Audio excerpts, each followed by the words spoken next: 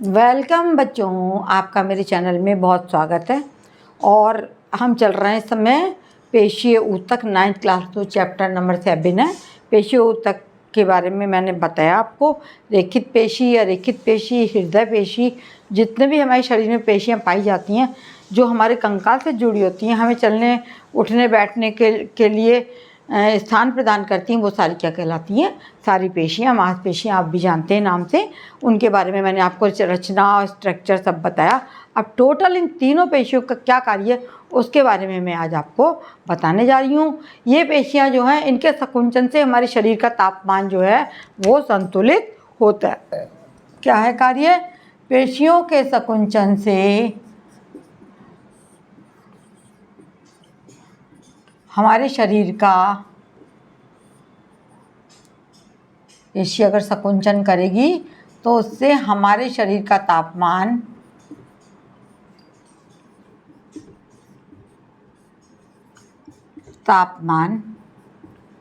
नियंत्रित होता है।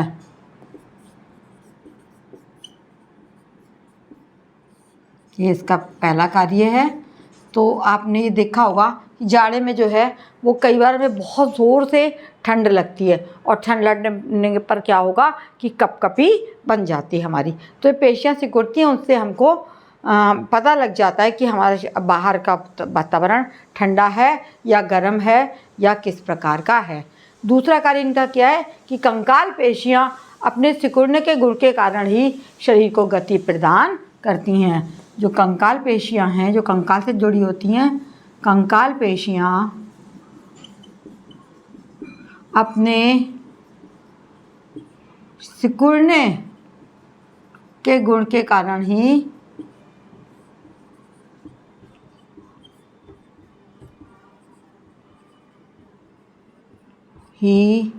शरीर को गति प्रदान करती हैं। मैं समझाती हूँ आपको कैसे। कंकाल से ये सारी पेशियाँ लगी होती हैं। अगर पेशियाँ नहीं होगी तो हड्डियाँ ना तो फैलेंगी, ना उठेंगी, ना आप चल पाएंगे, ना फिर पाएंगे। तो इन पेशियों के सिकुड़ने से क्या होता है, ये इनमें एक गुण होता है इन पेशियों का, जिससे कंकाल जो है शरीर को गति प्रदान। हम बैठ गए एकदम, है ना, तो हमारी शॉर्ट में हो जाएंगी पेशियाँ सिकुड़ के। खड़े होंगे तो फैल जाएंगी, है ना। ऊपर की तरफ हाथ करेंगे तो हाथ की पेशियाँ ऊपर उठ के फैला देंगी हाथों को। तो जो हमारे कंकाल की जो स्थिति है वो पेशियों के सिकुड़ने से ही हमारे शरीर को गति प्रदान होती है। हमें इधर चलना है, उधर चलना है, आगे जाना है या पीछे जाना है, ये सारा कंकाल पेशियों का ही कार्य होता है। और इन पेशियों के संकुचन से ही शरीर बैठने और खड़े होने के लायक होता है ना। इन पेशियों के संकुचन, इन पेशियों के संकुचन एवं फैलने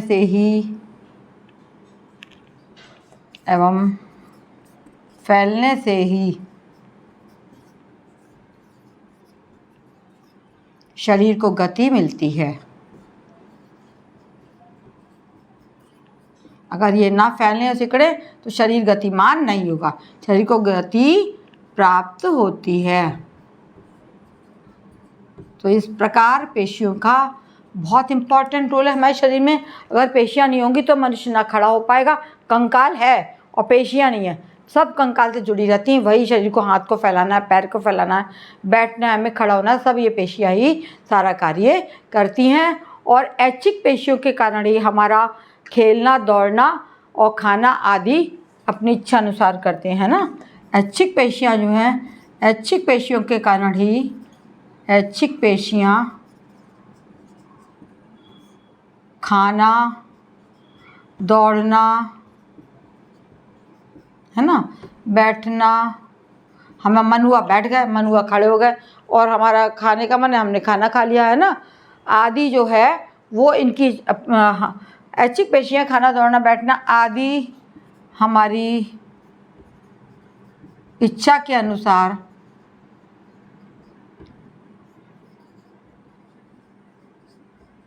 कार्य करवाती हैं। ऐच्छिक पेशियों से हम ये कार्य करते हैं, ठीक है। अगर ऐच्छिक पेशियाँ ना होंगी तो हम ये सब कार्य अपनी इच्छा से नहीं कर पाएंगे। हमें दौड़ना है दौड़ पड़ेंगे, बैठना है बैठ जाएंगे, हमें खाना खाना भूख लगी खाना खाना शुरू कर देंगे। तो ये सब कौन करवाता है? जो हमारे शरीर की ऐच्छिक पेशियाँ हैं वो ये सब कार्य कराती हैं।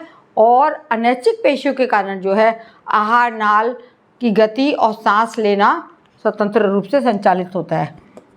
अनैच्छिक पेशियों के द्वारा पेशियाँ हमारे आहार नाल,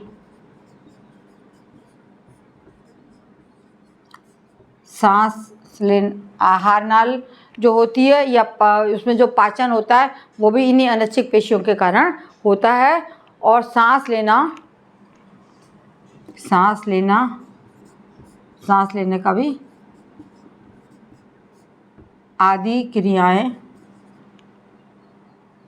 आदि क्रियाओं को नियंत्रित करती है। आदि क्रियाओं को नियंत्रित करती हैं।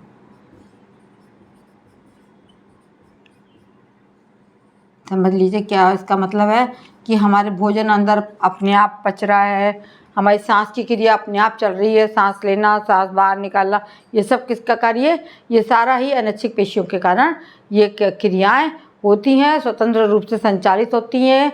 और नेत्र गोलक में भी ये पेशियां जुड़ी होती हैं, जिससे कि नेत्र संचालन में हमारा जो है वो नेत्र की में लगी पेशियां नेत्र के संचालन में सहायक होती है ना, अपने आप पलक झपकती है। नेत्र पेशियां नेत्रों के संचालन में सहायक हैं।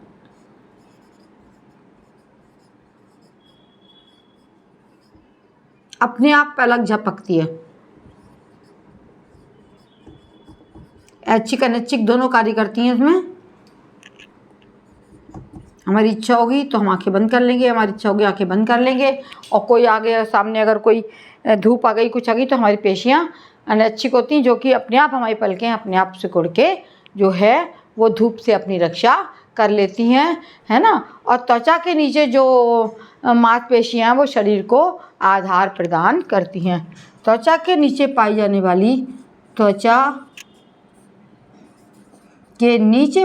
वाली मांसपेशियां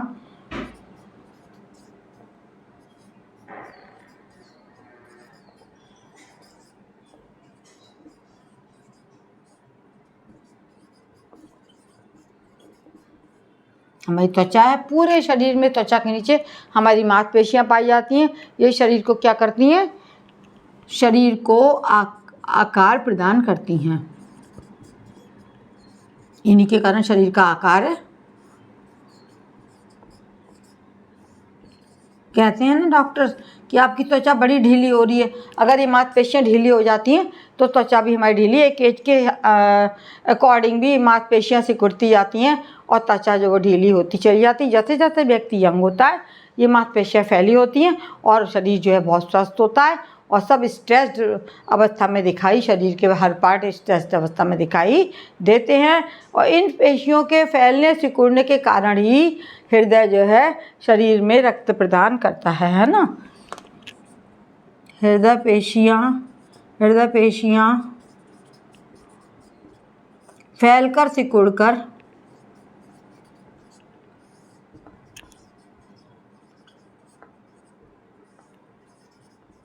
शरीर को रक्त प्रदान करती हैं।